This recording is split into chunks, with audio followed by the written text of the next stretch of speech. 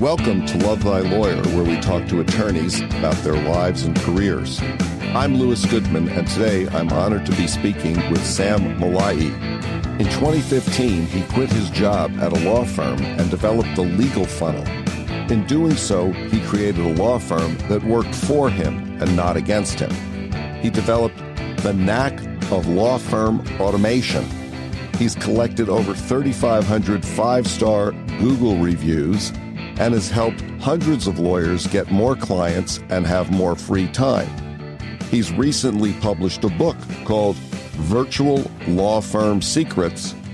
It's available on Amazon, and it is number one in 2 separate legal categories. I know that I have some lessons to learn from Sam. So, without further ado, Sam Mollaei, welcome to Love Thy Lawyer.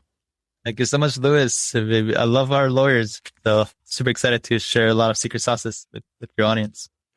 Where are you talking to us from right now? From a sunny, bright Los Angeles. What type of practice do you have now? I actually run 7 different law firms, which is very atypical, ranging from business law, tax ID services, property damage, employment law, lemon law, and workers' comp. And sometimes we're in just one state, and a bunch of the law firms are in multiple states as well. How long have you been an attorney? 7 years. Are you licensed in states other than California? No, licensed in California. And the way we usually do it is we do it through UBE lawyers. Lawyers who are either certified to practice in multiple states, and sometimes we do referrals to other law firms in our... Where are you from originally? I was born in Iran, and I lived out there until I was 8 years old. And actually, I'm Jewish, and which is a dichotomy, a Jewish person living in a country that doesn't really accept Jewish people. So our family was kind of forced to leave as a result of religious discrimination. And we moved out to the beautiful city of Los Angeles since I was 8 years old, and appreciate so much from this country because I know exactly what it's like to not have, complete freedom. And, the complete freedom to do what you want when you want, as long as, obviously it builds, as long as it falls within certain limits. But, that opportunity is everything for me. So did you go to high school in Los Angeles? I did. Yeah. Which one did you go to? I went to Taft High School in Woodland Hills, California, if anybody knows. Everybody knows Taft High School in Woodland Hills. When you graduated from Taft, where'd you go to college? I went straight to UCLA. I pretty much I didn't know what I wanted to do when I got to UCLA, and I noticed what are my friends doing? And I basically realized I only had 3 choices if I wanted to continue my education. It was either business school, med school, or law school. I was able to kind of just from process of elimination cross out 2 of those things. I'm like, okay, I guess law school it is. And it's kind of like my friends are doing it, so I guess I got to go too. And that kind of, that ended up in law school, and it kind of surprised me because I had no idea what being a lawyer was. And it was until I started working at an externship and an internship at a couple of law firms during law school, where I was like, whoa, I didn't know this is what it's like to be a lawyer. So at that point, it was kind of like a trigger for me to start looking at non-traditional ways to be able to practice law. And now I've been able to kind of completely flip things on their head, again, as a legal disruptor, to run a non-traditional law practice. Where did you go to law school? Southwestern Law School. And did you take any time off between the time you graduated from UCLA and the time you went to Southwestern, or did you go straight through? I basically, in my second year, I realized that I only had 1 more semester to take to finish UCLA. So I had to take 1 semester of my third year, and I graduated 1 year early. But that time, it was too late for me to kind of plan the next step. So I basically had a 1 free year. So during that year, did you work or did you travel or did you just prepare for law school? Pretty much sat behind my computer, and I was either reading books or watching a lot of YouTube videos. When was it that you first decided that you wanted to go to law school and you wanted to be a lawyer? I kind of fell into it. Honestly, I don't think there was any initial stage I was at with I want to become a lawyer. I kind of fell into it, as weird as it sounds. And then, that moment hit, I'm like, wait, this is what it's like being a lawyer. And that's when I kind of had to question how do I want it? What kind of lawyer do I want to be? And how do I want to run my law firm if I were to start my own law firm? Now, you said that you started working at a law firm and you realized that you had to do something different. What was it about working at the law firm that made you realize that doing it that way wasn't the way that you were going to do it? And I'm wondering if you could tell us what that way was and what your notions about it were. So it seemed like to me at that time that things were so black and white. It was like you're confined to these certain specific rules, certain specific way to be able to do whatever you got to do. And I was always this kind of creative thinker.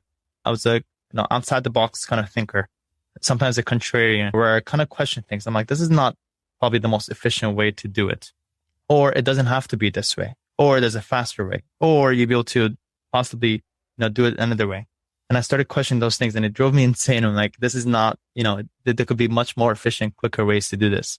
Like that kind of like mindset kind of led me to start questioning typical traditional law firm.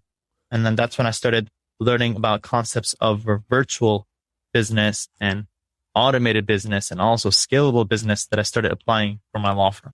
I suspect that in addition to driving yourself insane, you were probably driving the people that you worked for insane at the law firm. No, actually, no. I just kept quiet and I kept it to myself. But I remember one of my moments when I realized I got to make a shift was I would come in to work at I believe 8:00.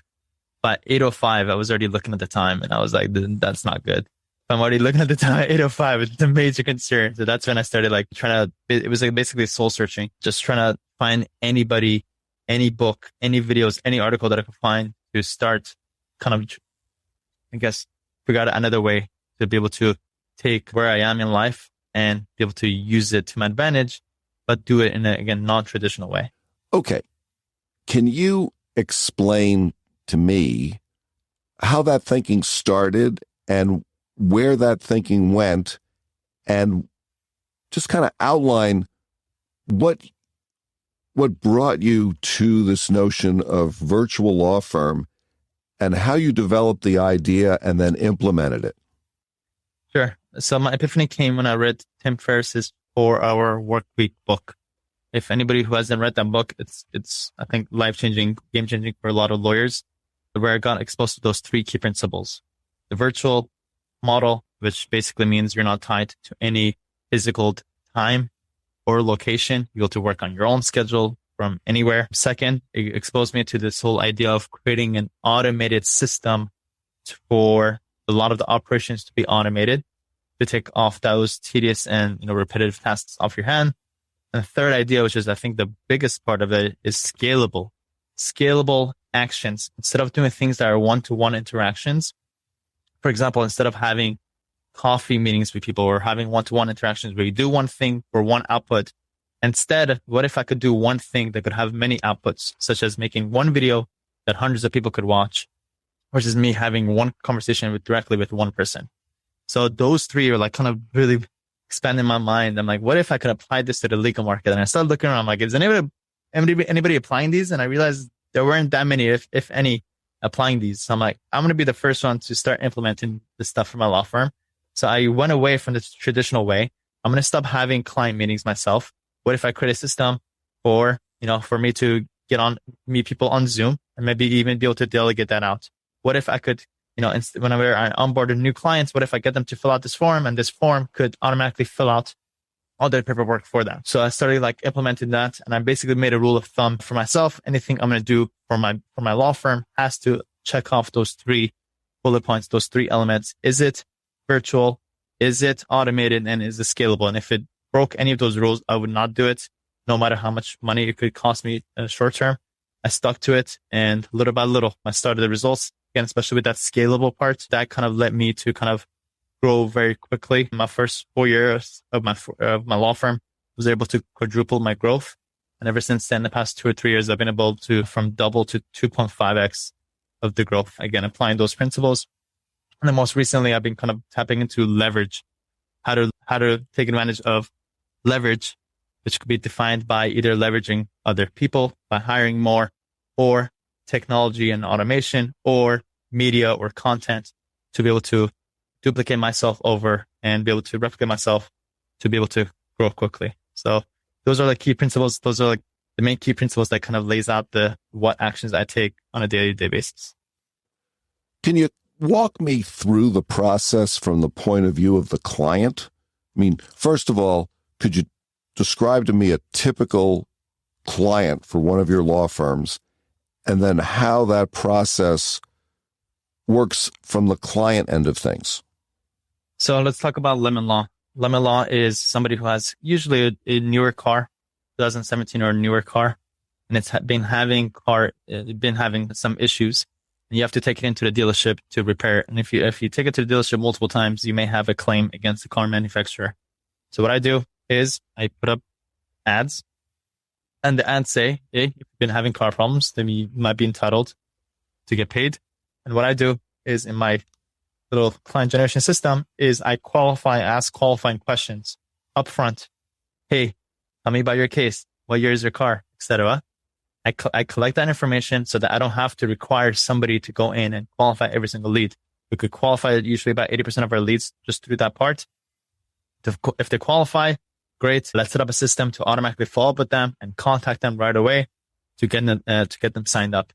At that point, the next team takes over, which is our client onboarding team. For that, it's always information and documents. So let's collect the information up front that is collected in an intake. Those answers are automatically auto-populated in our CRM, which automatically prepares all the discovery and anything that needs to be done on the back end. Second is let's go collect our documents, which is also automated through certain emails and texts, automatically sends them requests for these documents. To collect those, it will continue asking for those documents until it's collected. Once it's collected, then it pushes them into our CRM and pushes them all along to get them through this process as soon as possible. See, I don't mean to interrupt you here, but I know I am. But I'm going to come right back to it. But do you use a commercial client management software, or is this something that you've developed all on your own? No, you definitely don't want to develop it yourself. It's too complicated. No. What do you use? A couple of different ones, but the main one that we use right now is HubSpot. So you have the client upload their information into the CRM. Correct. Either we have people that get in contact as soon as they're onboarded, as soon as they're signed up, then we get people to go collect that information. And sometimes even if they're not responsive, then we're able to automate that kind of outreach, say, hey, congrats for being our client. Go ahead and submit your documents here, etc. And does a person make a phone call or go see the client, or does the client come into the office, or is it all virtual? Yeah, we never ideally need to see a client in person. Everything, all these things can be requested through email, text, websites, things like that. Yeah, that's part of the scalable. We would never want to do any one-to-one interactions. Okay. So the client ultimately gets all of their documentation, their paperwork uploaded into the CRM. Then what happens? At that point, a lot of automation takes over. So it takes all that information that we collected up front and it prepares a lot of the paperwork for us. I would say about 80% of the efforts is done through the automation. And then the last part is obviously reviewing it to make sure it's good, make sure obviously our clients' interests are fully maximized, and pretty much taking over from that point forward. So then what happens? Does it generate a demand letter? Pretty much, yeah. Generates a bunch of documents, things that helps our team to be able to take it over and review it and file it. Does it ever have to go into litigation? Does it ever have to be filed in court? Sure. And even that part, again, a lot of the busy work can be filled out already for you. And then our team just does the checks, make sure that it's good to go. At some point, somebody who's admitted to the bar needs to show up in court. Correct. If it goes to litigation. If it goes to litigation. And correct. What percentage of these lemon law things end up going to litigation? Not a big percentage, single digit, pretty much. So if that. Most of it can be done before anybody with a JD after their name actually has to show up in court. Correct. You have a very unique way of practicing law. I mean, I've never heard of anybody who practices law the way you do, which is fine. And I'm wondering, what is it that you really like about practicing law? Because you're a very bright guy. You have a mind that works in an incredible way, at least from my point of view. And I'm wondering what it is about law that you really like? Because it seems to me that you could do pretty much any type of business applying some of these same principles. I feel like law has a lot of catching up to do. And that's a good thing because it improves the efficiency for the law firm owners and also for the clients. This entire process is good for both sides. It will make your life easier and optimizes the process that your clients have to take in order for them to be served completely from beginning to end. So a lot of people that hear these things are like, oh, here comes the new way, or this is going to, or they look at the negative aspects of this. But no, actually, everything for me, my mind works in opportunities. How can we optimize this? Everything is on the positive side of things, improving things. In the introduction, I mentioned your book, Virtual Law Firm Secrets. I assume that you outline these principles in that book. Yeah, I basically take the top ways to make the biggest impact, to be able to streamline your law firm so that you're in control of your law firm. Your law firm isn't in control of you. So when I found out, I basically, when I started realizing these concepts and applying these concepts for my own law firms and duplicating and now doing for other lawyers and all that stuff, I realized a lot of law firm owners deal with, they're stressed and overwhelmed because again, they're bogged down with the nitty gritty stuff. What if we could take off all those nitty gritty details of running the day to day and automate it? Or maybe let's try to figure out a way to hire virtual people to be able to delegate those stuff off so that everybody can focus on what they're good at, what they enjoy doing most. I think that's where true success for most lawyers is. Not making the most money. It's not necessarily have the most, prestigious job. That's great. Maybe it makes you feel temporarily good. But long term, your true happiness and true success comes down to doing what you're good at and what you enjoy doing the most. If you can get yourself to focus on only those things, you will be a happy lawyer and a happy person that will have a big impact for your law firm. A lot of these things just basically clean up those other miscellaneous tasks that you don't want to do. So to get you closer to working in your desired zone. This podcast is just audio, but I'm talking to you on a Zoom call that we're recording, and I can see that behind you are some awards that are on the wall of your office. I'm wondering if you could tell us what those awards are and what they represent. So these are awards by ClickFunnels. ClickFunnels is just a software that helps you create these pages, these website pages, to increase your chances of you turning these leads into clients. So when I got exposed to this tool, I'm like, I'm going to apply this tool for my law firm to help me sign up more clients. And lo and behold, it started working out. So it took me 5 years for me to generate $1 million for my first law firm. And the first time I did it, it kind of like opened up my eyes. This is how it's done. So I went and duplicated the same exact process, and I did it for my second law firm. Then I repeated it for my third law firm. And then recently also started teaching this to other lawyers, and I was able to secure it for my fourth time. So these are basically three different law firms, and a fourth one for a company to be able to generate $1 million, now multi-million dollars for each of them, applying these concepts and automations and scalable and virtual models to my law firms. What do you think's the best advice that you've ever received? Don't sit on decisions.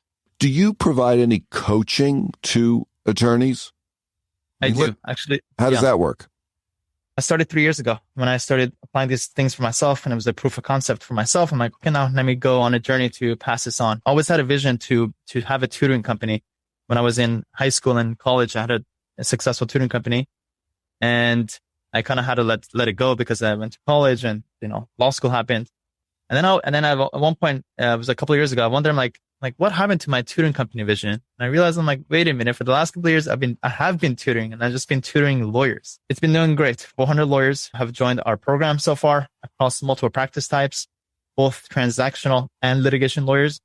And I teach things in principles idea. These are overarching big ideas, big leverages that once you learn, then you'll be able to apply it for your specific practice type. And from this point, and now that I'm 3 years in, I've been able to collect so much data about what works and what doesn't for specific practice types. And anybody that comes in, I just have to have like a 10-minute conversation with you, and I could tell you straight up what works for you, but what doesn't. Because not only do I collect a lot of data myself, again, being tech and all this lead generation, client generation online, but also having all these conversations that not only do I have, but also my team has, and feeds that back to me. And then now talk to other vendors, all that stuff. And I take that all in and I kind of consolidate it and I give it right back to the lawyers. They love it because it's like very straight to the point, pointed, actionable things that they could do to move the biggest needle for their law firm. What advice do you give to lawyers who come to see you? What's one main bit of advice that you talk to lawyers about? A very practical advice that I always give is that go analyze your last 12 months. Exactly where did your clients come from? What's the source? What kind of marketing are you doing? So to kind of define how you're spending your money. And I want you to analyze that data so that you'll be able to apply the 80-20 priority principle to it. So you'll find out whenever you analyze a lot of data that when there's a lot of numbers involved, you'll see that most of your results comes from like your top 10 to 20% of your work. So if that's the case, let's go figure out what that is and triple down on it. And let's stop doing everything else. And a lot of lawyers kind of try to do a little bit of a lot of things. That's a mistake. Instead, be analytical, analyze your past to help you determine exactly what you should do in the future. Would it be fair to say that it would be your advice and recommendation to really narrow the focus of one's practice, whatever that practice might be? Very good question. And the answer is a yes, absolutely. And if you look at the top law firms all around your nation, they're not a big law firm because they do 5 different practice types. They're usually, for the most part, they do one practice type. They do it really well.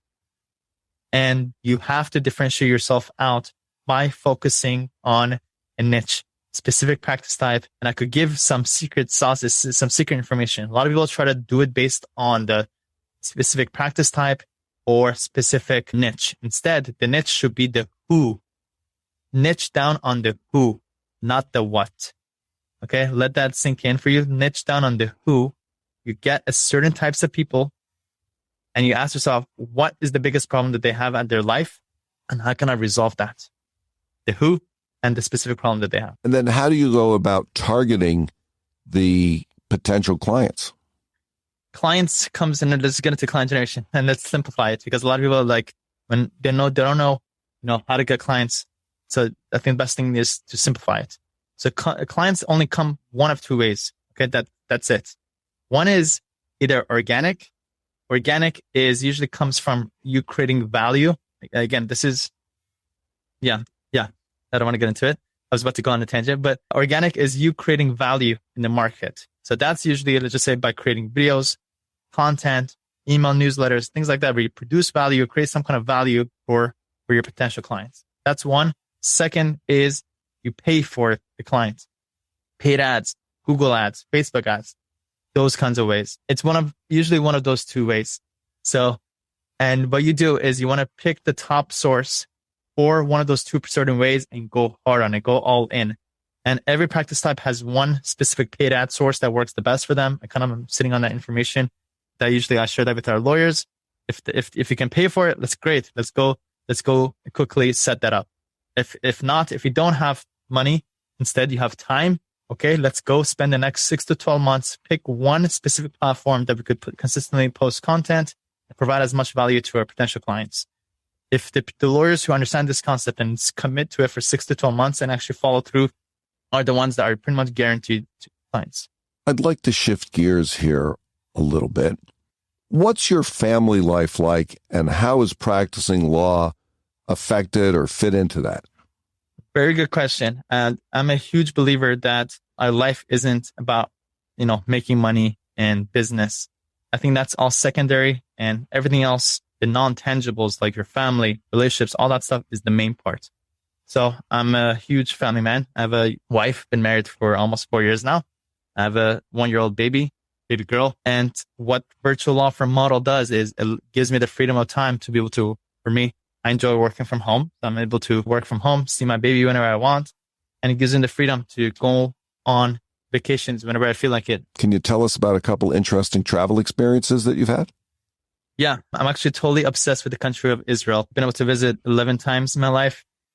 At one point, I went for 10 times in 10 years straight. And I just happened to go last month, totally in love. And what's cool about Israel is it has both 2 polar opposites. One is you have Tel Aviv, that's very kind of young city, a lot of action. It's a very tech, young kind of action city. And then you have Jerusalem, that's very spiritual, very deep, and complete opposite. And the cool part is they're only 1 hour away. So you can have this cool little experience in Jerusalem, and then you go party in Tel Aviv, all within the same day. What sort of recreational pursuits do you have that kind of get your mind off of your virtual law firms when you want to do something else? Poker. And I actually played last night. I'm a huge believer that poker makes you a better analytical thinker, and it makes you better in business decisions, and it makes you a better person in general. So a lot of times in poker, you could lose, you get unlucky, and you still have to make the right decisions, which is very hard. And it's actually a good training exercise for your brain. Hey, even though times are tough and it's stressful, you're in a stressful situation, and you still stay calm-headed. Other way is it also helps you become a good loser and a good winner. When you win, you don't want to be the one, gloating and talking about it, because somebody likes that. And when you lose, nobody wants to sit there and listen to you complain the whole time. What mistakes do you think lawyers make? Doing everything themselves. That might be the biggest one. A lot of lawyers who feel like nobody can do it better than them, or nobody can do it like them, or things like that. Those kinds of ideas. No, one idea that I learned is that the more that you matter to your law firm, the less your law firm is worth. Okay, one more time. The more that you matter to your law firm, the less your law firm is worth. Have you ever had a near-death experience? And if so, did you learn anything from it or change your life as a result of it? Yeah, it's actually when I learned how to swim. I think I was about like 11 years old, and my cousin pushed me into the water, and the time I didn't know how to swim. And I remember as soon as I got pushed in, my life flashed in front of my eyes. And it was like only 2 seconds, but that 2 seconds, I feel like I lived for like eternity, which is, it's obviously the couple of good things came out of it. One practically is I learned how to swim right after.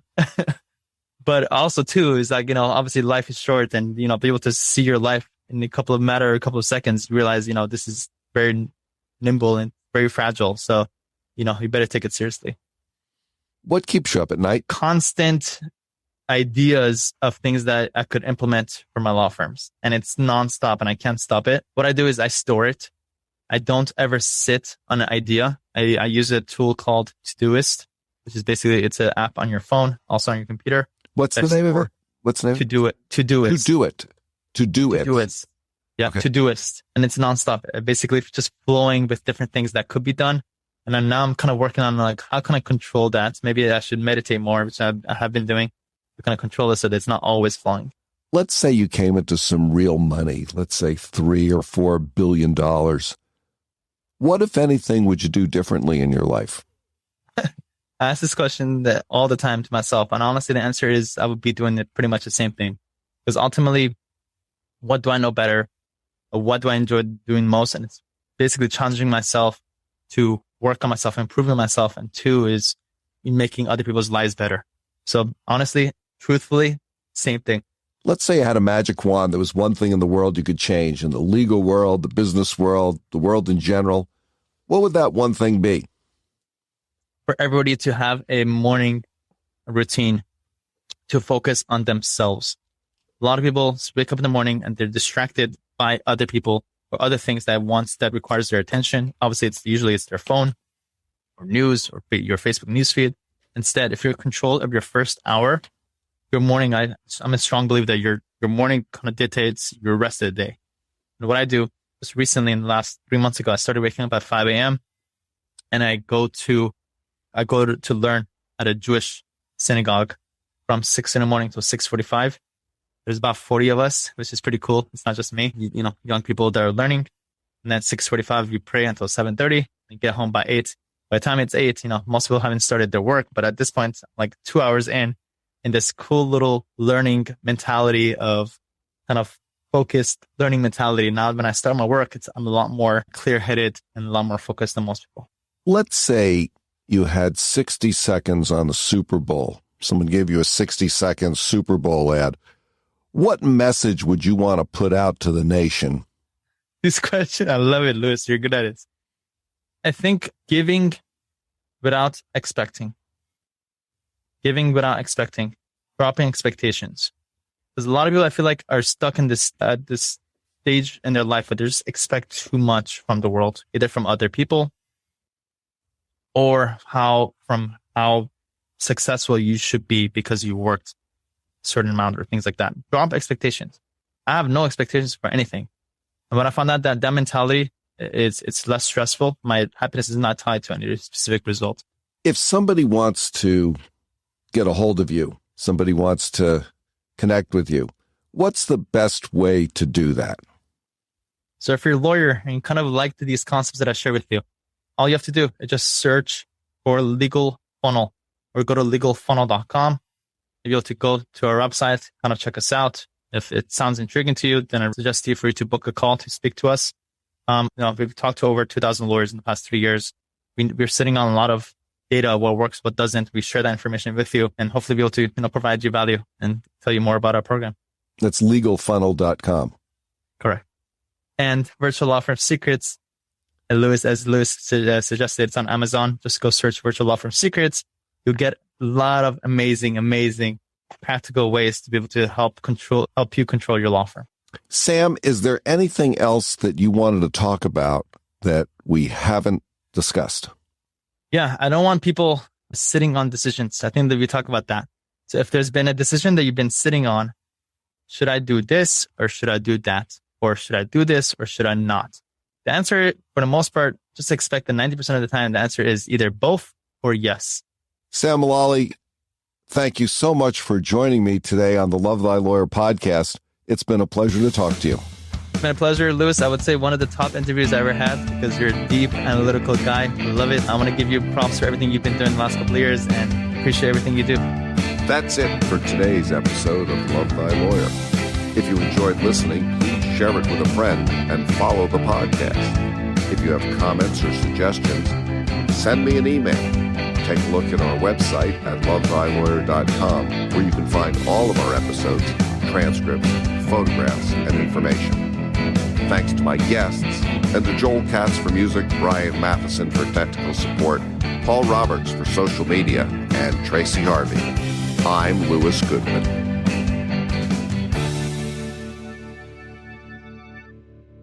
I think the world is created that nothing's ever complete. Nothing's ever finished. And along with that, everything is also temporary.